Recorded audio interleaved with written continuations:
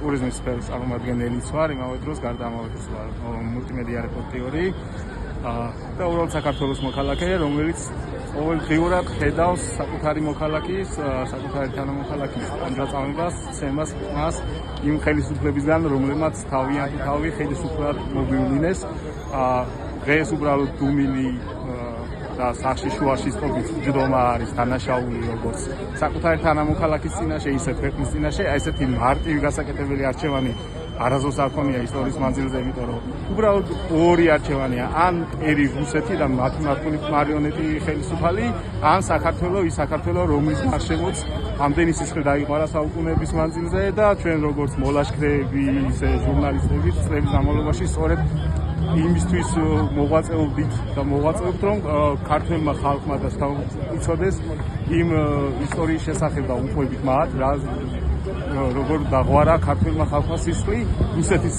გამო და დღეს უბრალოდ ესე გამოდიან ზოგიერთები ამბობენ, რომ ეს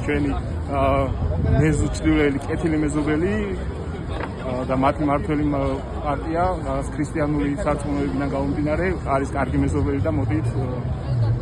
ესე მეგობრულად ვიცხოვრობთ, მაგრამ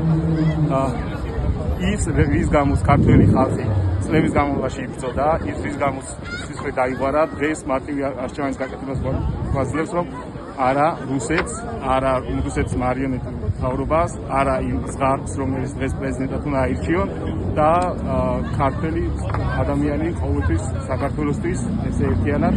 უნდა ვიდგეთ და არ უნდა ვიჭდეთ დღეს სახში უბრალოდ იმის გამო, რომ ხილად კომფორტულად რაღაცა Facebook-ზე სკროლობ და დავალაიქოთ ის, რასაც ჩატში ჩაგვიგდები, რომ აი ეს გასაზიარებელია და აველაშვილისნაირ პრეზიდენტის პოსტის გალაიქება ალბათ უმეტეს არის. ამიტომ ეს არის ჩვენთვის ბოლო აღმართი. მოლაშქრეებს ძალიან გვიყვარს ეს ტერმინი, რომ აი ერთი ბოლო აღმართის და მივედით და აუცილებლად დავანაკლებით იქ, სადაც ქართველიერიც წარდგება.